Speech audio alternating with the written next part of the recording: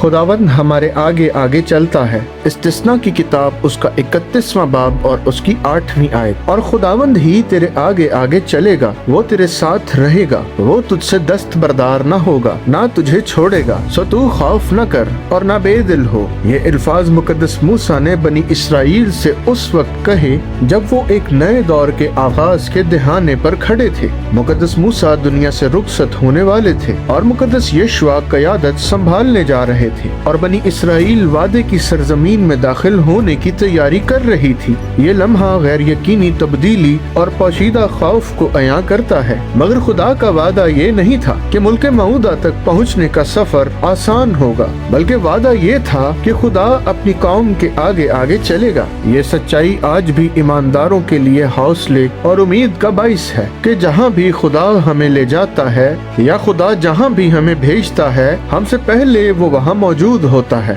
जब खुदावंद हमारे आगे आगे चलता है तो वो उन चीजों को भी तैयार करता है जो हम नहीं देख सकते। वो रुकावटों, मुखालफतों और मुश्किलात को पहले ही से जानता है जो आगे आने वाली होती हैं। हम अक्सर कल की फिक्र में मुब्तला रहते हैं, लेकिन खुदा पहले ही हमारे कल को महफूज बनाता है। खुदा बंद दरवाजों को खोलता है, अचानक दरपेश मुश्किलात में हमारा मददगार साबित होता है और हमारे लिए उन बरक़ात को भी देख चुका होता है जो मुश्किलात के बाद हमारा इंतजार कर रही होती हैं। इसका मतलब ये है कि हमारा मुस्तकबिल खुदा से कभी पोशीदा नहीं रहता। जब हम किसी नामालूम रास्ते पर कदम रखते हैं, नई जिम्मेदारियां कबूल करते हैं, मुश्किल फैसले अंजाम देते हैं या तब्दीली इख्तियार करते हैं, तो हम तन्हा नहीं होते, बल्कि खुदा की हुजूरी पहले ही हमारे साथ होती है, हमारी रहनुमाई करती है और हालात को कामिल तौर पर तरतीब देती है।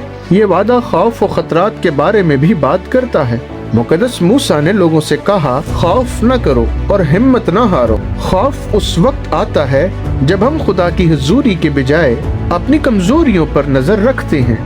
बनी इसराइल को मुल्क कनान में मौजूद कौमों और फसील बंद शहरों का सामना करना था, मगर उनका भरोसा फौजी कुव्वत पर नहीं बल्कि खुदा की क़यादत पर था। इसी तरह आज भी ईमानदार जज्बाती कशीदगी, माली दबाव, रूहानी कश्मकश और गैर यकीनी मुस्तकबिल का सामना करते हैं, लेकिन हिम्मत उस वक्त पैदा होती है जब हम याद रखते हैं कि खुदा हमारे आगे आगे चलता है। वो उन जंगों को लड़ता है जो हम नहीं लड़ सकते, वो रास्ते खोलता है जो हम नहीं खोल सकते और कमजोर दिलों को मजबूती अता करता है। जब हम खुदा पर भरोसा करते हैं तो खौफ अपनी गिरफ्त खो देता है। इस आयत की एक और खूबसूरत सच्चाई खुदा की वफादार रफाकत है। खुदावंद न सिर्फ हमारे आगे चलता है बल्कि हमारे साथ सकूनत इख्तियार करता है। वो हमें दाएं बाएं से घेरे रहता है। इसका मतलब है कि हम सफर के दौरान कभी तन्हा नहीं छोड़े जाते।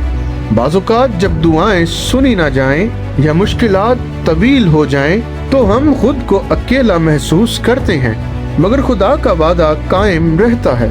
वो अपने लोगों को कभी नहीं छोड़ता और ना तर्क करता है। उसकी हुजूरी कामयाबी और आजमाइश, मुसर्रत और तंगदस्ती, खुशी और दुख, हत्ता कि जिंदगी के हर पहलू में कायम रहती है। वो अच्छा चरवाहा है जो कदम ब कदम अपने लोगों की गलाबानी और रहनुमाई करता है। अमली तौर पर यह सच्चाई हमें दावत देती है कि हम रोज बरोज अपने मंसूबे और मामलात खुदा के सुपुर्द करें।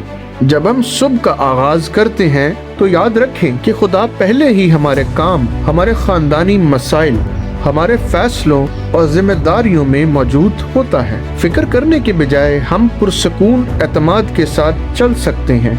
मायूसी के बजाय हम उम्मीद को थाम सकते हैं। हमारा मुस्तकबिल हमारे लिए नामालूम हो सकता है, लेकिन खुदा उसे मुकम्मल तौर पर जानता है। इसीलिए हम ईमान के साथ भरोसा रखते हुए आगे बढ़ सकते हैं कि जो हमारे आगे आगे चलता है वही हमें संभालने वाला है। आज जो कुछ भी हमारे सामने है, इस वादे को याद रखें कि खुदावंद हमारे आगे आगे चलता है। हिम्मत के साथ चलें, अमनो इत्मीनान में जिंदगी बसर करें, ईमान के साथ चलें, क्योंकि खुदा सिर्फ ईमान और भरोसे का तकाजा करता है।